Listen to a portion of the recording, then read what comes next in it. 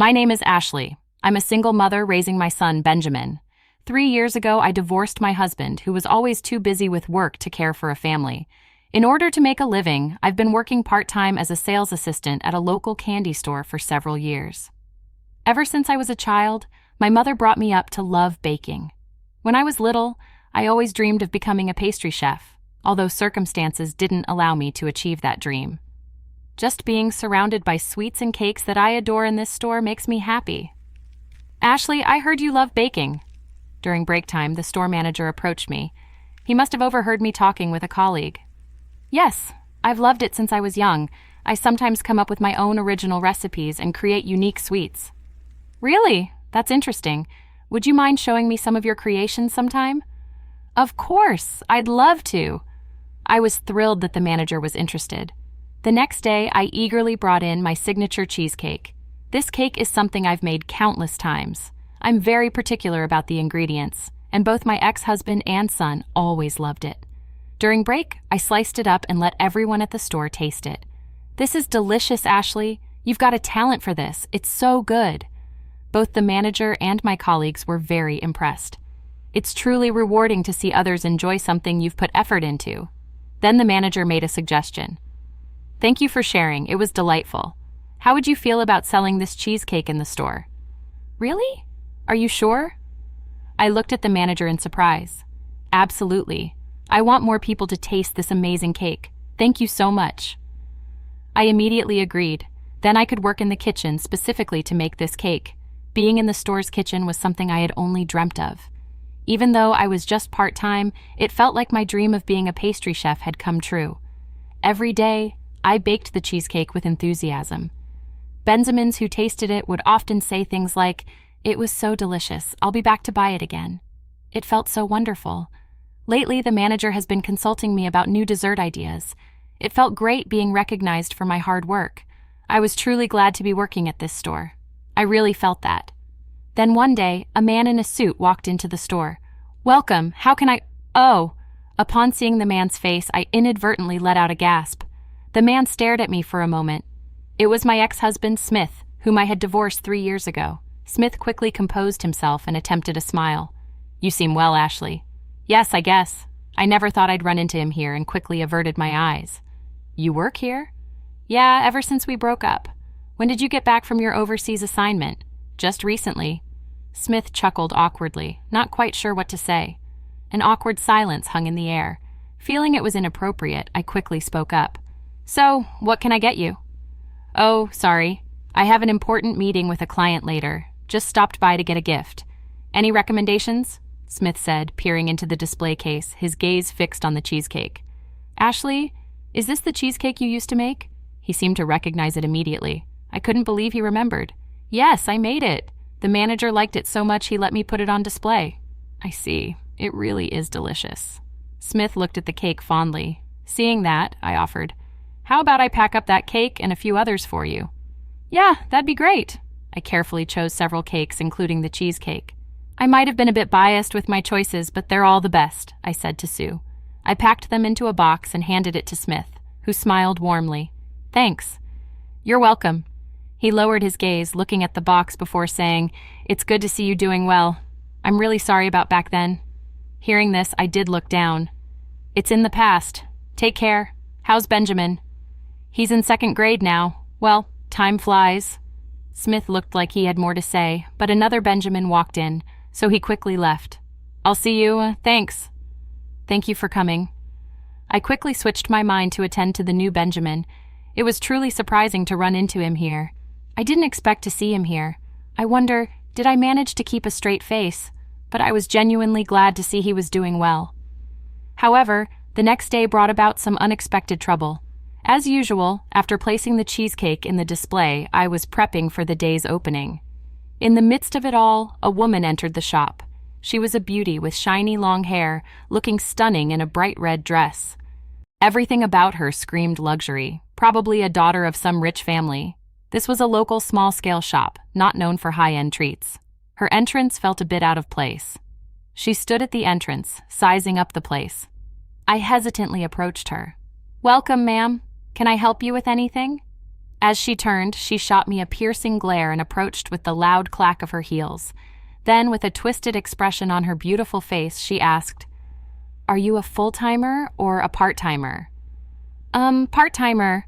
Caught off guard by the sudden question, I replied with confusion. At that, she burst into laughter. "Part-timer? So what do you do here?" "Well, I mainly handle Benjamin service, and I also make some of the cakes." Feeling overwhelmed by her assertiveness, I answered more than I needed to. After hearing my response, she raised an eyebrow. "Baking cakes as a part-timer? This shop must be understaffed if they're relying on part-timers to bake. Shows the quality of this place, doesn't it?" she said with her beautiful face distorted in disgust. All I could do was silently watch her. Her sudden shift in demeanor caught me completely off guard. "Who are you?" nervously I asked. She smirked and replied, "I am the granddaughter of the chairman of the Johnson Group and the daughter of the CEO of Johnson Realty." I had heard of the Johnson Group. I vaguely knew they were a major corporation. Why was the heiress of such a big company here in this store? "You know, I'm dating Smith now. You're Smith's ex-wife, aren't you?" "What?" I stared at her in surprise. She looked at me triumphantly. Now I understood her hostility wasn't toward the shop, but towards me. Her reason for coming made sense. "Smith was bragging about the cake you baked for our meeting yesterday. I thought he got it from some fancy pastry shop, but here I find it's just a small, shabby shop and you're just a part-timer." She sneered condescendingly. "What a waste of my time. No wonder Smith dumped you. He just felt a little nostalgic seeing you again after a while." I felt relieved. I couldn't find words in front of her loud laughter. She continued her rant, saying the cakes here were mediocre at best, and the Benjamins who bought them had no taste at all. With her making such a scene, other Benjamins would hesitate to enter the store. I racked my brains, trying to figure out how to send her away without offending her. Just then, "What's all the fuss about?" The manager returned from outside. "Oh, manager." Seeing the man next to him, she instantly stiffened. Standing next to the manager was an elegant elderly man in a high-end suit with distinguished gray hair. "Grandpa," she muttered, her face turning pale. Confused, I switched my gaze between them. The old man fixed a stern look at her. "Jennifer, I could hear your disgraceful voice all the way outside." Hearing that, her face turned even paler. The manager whispered to me, "That's Chairman Johnson. He's been a fan of my cake since I was young. We're now good friends." "I see, so he is her grandfather. That's why Jennifer became so quiet." Chairman Johnson, seeing her speechless, continued, "You spoke ill of someone with such a rude tone. Shameful. As a member of the Johnson family, you should know better." Upon hearing this, she defended herself with a desperate look. "But Grandpa, it's true. The taste was so cheap. Only that cheesecake was good. The only thing I'm not wrong in what I'm saying." "Oh, speaking of the cheesecake," the manager said loudly and clearly, "Ashley, that cheesecake. I secretly entered it in a contest." "A contest?" "Yeah, a small contest where novice bakers compete, and guess what? It won the top prize. Congratulations." The manager clapped with a big smile on his face. I was taken aback by this sudden news. Winning the top prize in a contest? I can't believe it. "I just got the news from the chairman of the sponsoring company. I rushed back to tell you." When I looked at William Johnson in surprise, he was smiling kindly at me. "Congratulations, Ashley. The cheesecake was wonderful. Very delicious. From now on, let's make various cakes. I want you to officially work as a pastry chef here." "Me?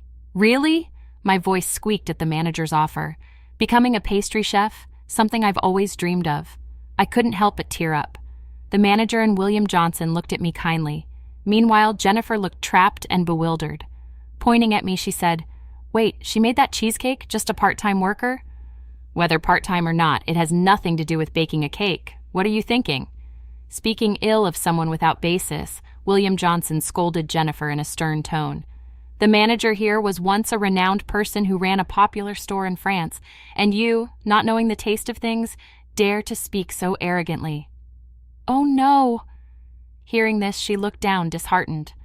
"I'm truly sorry for my granddaughter's rude comments," William Johnson said, grabbing Jennifer's head and forcing her to bow.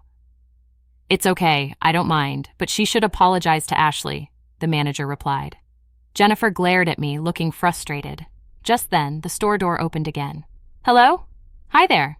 Oh, it was Smith and his son Benjamin. The two were holding hands. "Smith, why are you here?" Smith looked away awkwardly when he noticed Jennifer. "Benjamin, why are you with your dad?" When I asked, Benjamin replied cheerfully, "He was standing in front of our house when I got back from school. He said he had something to tell Mom." Hearing this, he looked at me. "So, Benjamin brought you here?" "Yeah." Benjamin was hopping with joy, holding hands with Smith. Watching the cheerful Benjamin, Smith turned serious and said, "Ashley, can we start over?" I was, of course, taken aback by Smith's sudden request, and so was Jennifer, who was left to gape with surprise. "What the heck, Smith? What do you mean?"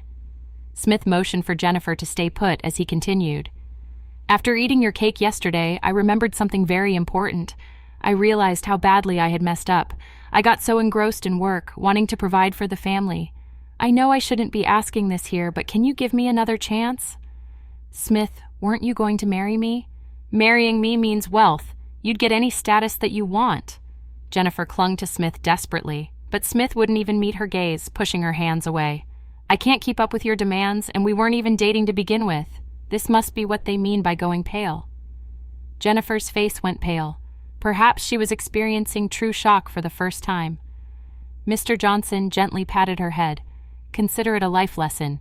You've grown up a bit, Jennifer." She looked down, her shoulders quivering. "Sorry for the disturbance, everyone. I'll take Jennifer home now." Mr. Johnson, taking a stunned Jennifer by the shoulder, left the shop. The store went silent. I was still trying to process everything that had happened. Then, a cuss Benjaminer walked in. The manager quickly moved behind the counter to assist them.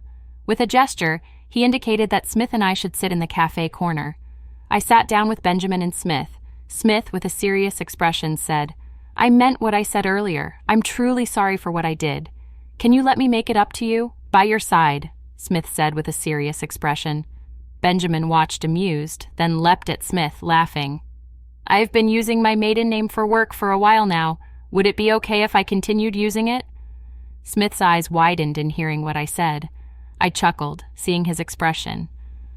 "I want to work as a pastry chef from now on. Will you support me?" "Absolutely." I extended my hand to Smith, and he gripped it firmly in response. Benjamin added his hands to the mix, and we all burst into laughter. Later, we think the manager, Smith, and Benjamin left the store. The manager, being considerate, told me I could leave early, but I declined and served cuss Benjaminers until closing time. Starting Benjamin Oro, I'll be in the kitchen, learning from the manager and seniors, taking my first steps as a pastry chef.